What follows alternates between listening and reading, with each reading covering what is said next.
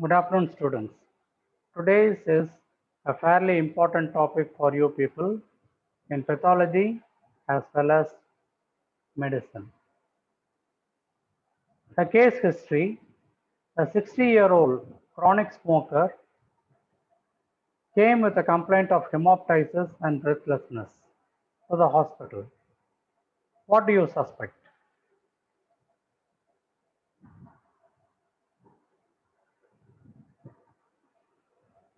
And the X-ray showed an area of opacity in the left lung.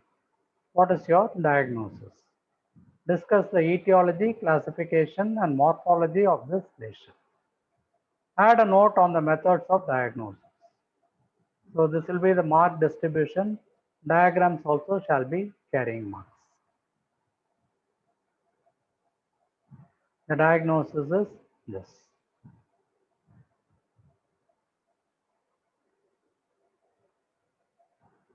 The etiology of this particular disease can be cigarette smoking, most important, radiation, asbestosis, scar.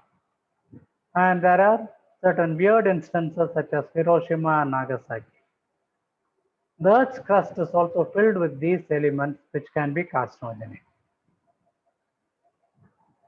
Regarding the smoking, the malignant transformation depends on the number of cigarettes per day, the history of duration of smoking, the tendency to inhale, and asbestosis along with it, which can increase the malignant risk fivefold. We are swimming in a sea of carcinogens. That is what Robbins has said. And remember these chemicals: polycyclic aromatic hydrocarbons, benzanthracene, benzopyrene. The chemical carcinogens are important in the creation of lung cancer. Apart from these are the substances. Further, a mutation in the p53 gene removes the regulation and paves way for malignant transformation. The list again, please do remember these. In genetics, there can be a polymorphism in the chromosomes, number 5, 6, and 13. Ionizing radiation is also an important cause for malignancy. This is a picture of the atomic bomb disaster in Hiroshima and Nagasaki. After this, many patients developed multiple malignancies such as leukemia as well as lung cancer, skin cancers, etc. You can imagine the carcinogens within. The cigarette smoke, this diagram is just to show the number of substances that can be included within the cigarette smoke.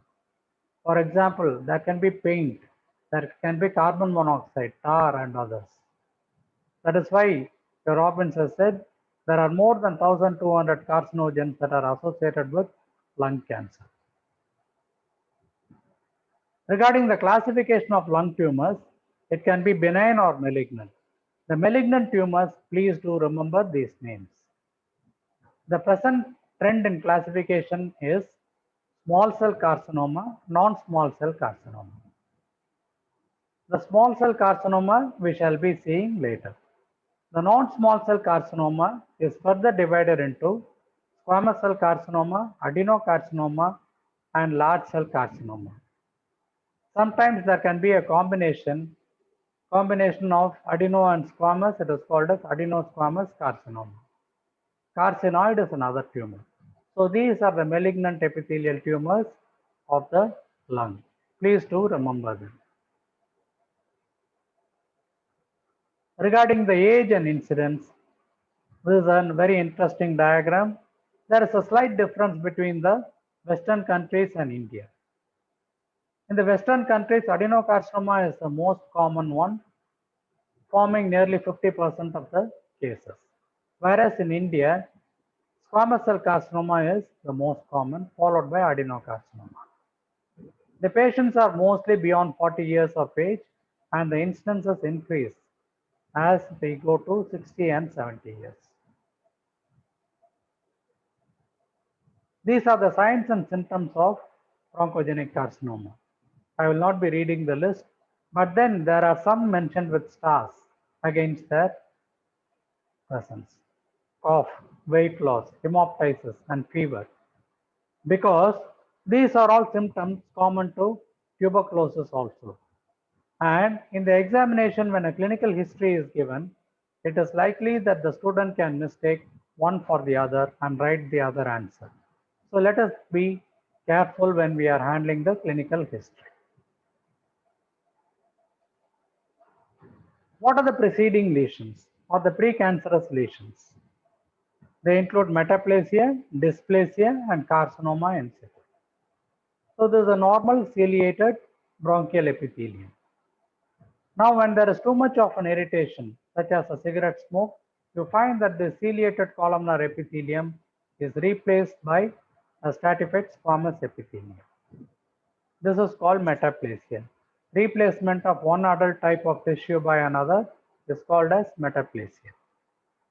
But then I am finding that the cells are more or less orderly and they are fairly uniform in size and shape. If the insult is going to continue, you find that there is a next change that can occur. The cells become irregular, the nuclei are also becoming larger, some of the nuclei are darker called hyperchromatic, and some are very large. Here, and this is called as dysplasia. And when dysplasia includes the entire thickness of the epithelium, it is called carcinoma in situ. And for you students, each of these is a university question in itself. I shall be dealing with them when I come to general pathology sometime later. IQ is equal to UQ. Remember the university questions. What is the gross description? Now this is a specimen of a lung that is almost totally being replaced by a tumor. The tumor can vary in size from a few centimeters to several centimeters. In this case, it is several centimeters, gray-white in color, and friable because of the necrosis. It can assume various patterns. In this case, it is solid.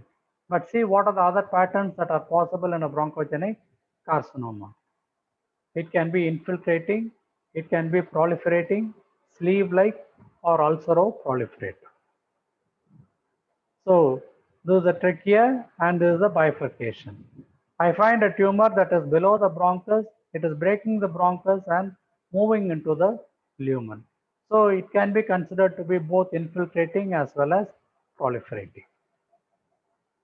Solid gray-white in color. Microscopically, I told you squamous cell carcinoma is one of the most important ones. I find that cells are all large, flat, tile-like. This is the nucleus that I am seeing, and the dots are the nucleoli. And sometimes I find that the tumor cells can be concentrically arranged around each other to form a hard nodule, which is called the epithelial pearl. This is characteristic of squamous cell carcinoma. And this is a very interesting diagram that I had picked up from the net. See, there is a concentric arrangement of the tumor cells, ultimately forming an epithelial pearl. This is a slide for you also in the examination. Another carcinoma is the adenocarcinoma. It is also called the scar cancer. The squamous cell carcinoma and all, they all occur around the hilum and the region of the major divisions, whereas an adenocarcinoma is in the periphery. It may be associated with scarring. That is why it is called a scar cancer. Sometimes the tumor itself will be producing a scar. So we should have it in mind. A history of scar that is seen, and later on there is a tumor. Adenocarcinoma present more towards the periphery. It is relatively smaller when compared to the squamous cell carcinoma. And microscopically, this is it. Adeno means gland. I am finding the tumor glands are of varying sizes. Look at this very large gland, and this gland is very small. Glands are varying sizes and shape.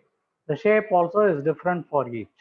They are lined by tumor cells which are large, having a large nucleus, etc. And there can be variation. And these are all tumor cells. There is a variation in size and shape. as well as dark nuclei called the hyperchromatic nuclei.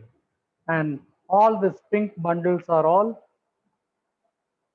collagen bundles and muscle. You find that the tumor is infiltrating there.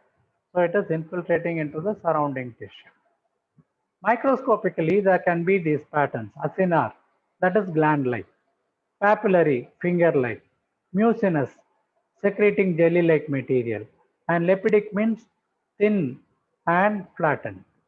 So these are some of the patterns that we people should remember. Please by heart this.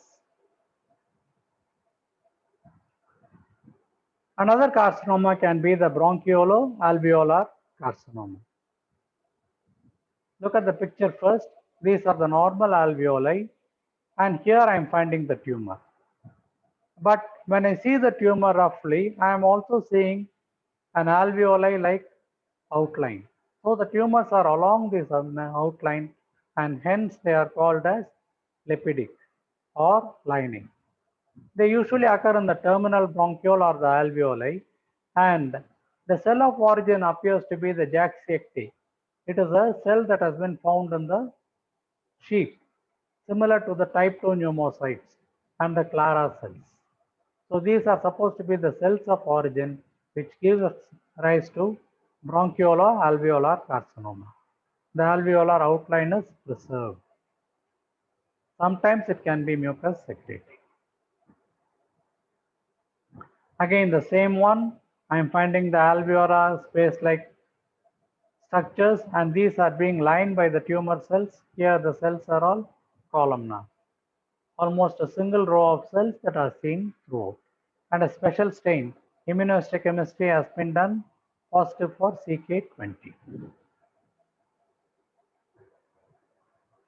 This is yet another bronchiolo-alveolar carcinoma. Here there is a lot of mucus secretion that can be seen, mucinous type. So this is one other type called the large cell carcinoma. Large cell means the cells are large. They are anaplastic. Anaplastic means it will be frightening. Look at the cell. Look at the immense size. The nucleus is also very large, ovoid. There is a variation. Is it clear? So A for anaplastic. And G here for I am finding multinucleated giant cells. I hope you people are able to see the giant cells. And I'm finding a caterpillar-like structure over here. That is because of mitosis. The chromatin is arranged like this. So these cells are all very large, larger than the squamous cells, and giant cells can be there. Mitosis are increased. It is a large cell carcinoma. A word about the spread of the bronchogenic carcinoma. It can spread to the pleura or the chest wall, to the intercostal nerves and the brachial plexus. So in this picture, I am finding it is infiltrating into the pleura, the hilar lymph nodes are getting involved, and the adjacent lung tissue, it is also infiltrating into the surrounding lung tissue. So this is one form of spread, the local spread that we can see within the lung itself. There can be the lymphatic spread, so the mediastinal group of lymph nodes are involved. And yet another one is the hematogenous spread. The common organs which are involved are the brain, liver, adrenals, and bone. Adrenal is involved in 50% of the cases. The mnemonic here is BLAB, B-L-A-B. B for brain, L for liver, A for adrenal, and B for bone. BLAB is the mnemonic over here. And this is a picture of the liver that is showing multiple metastases from the lung. It is a liver with metastasis from the lung. So this picture we had seen earlier, and another region of spread. This is a primary tumor. It can spread into the pericardium, the adjoining organs. Please see this particular book, Illustrated Pathology, Fayonov, Roberts. Very important, and it is a nice reference for hand diagrams. And if it is going to be apical, it can be compressing the brachial plexus, etc., giving rise to sensory and motor system. The apical tumors can involve the structures of the neck, and there can be what is called as a Horner's syndrome. Horner's syndrome is there is ptosis of the eyes, exophthalmos, meiosis, small pupil, and anhidrosis, drying of the eyes. So these are the symptoms that can be there due to the spread of the tumors. These are the adjacent structures which can be compressed. The esophagus, vena cava, trachea, recurrent laryngeal nerve. So there can be hoarseness of voice, difficulty in swallowing, difficulty in breathing, classical symptoms, and superior vena cava, thoracic outlet syndrome. In this, I am finding the lung, X-ray of it, and there are multiple nodules throughout, well circumscribed ball-like structures that are seen throughout both the lungs. In fact, this is described as one, what I am trying to show you in the next picture. Look at this. This is a lung with multiple metastases, varying sizes, but very well demarcated. And it used to be explained radiologically as the cannonball appearance. Cannonball appearance is diagnostic of metastasis in the lung. F. Mercy.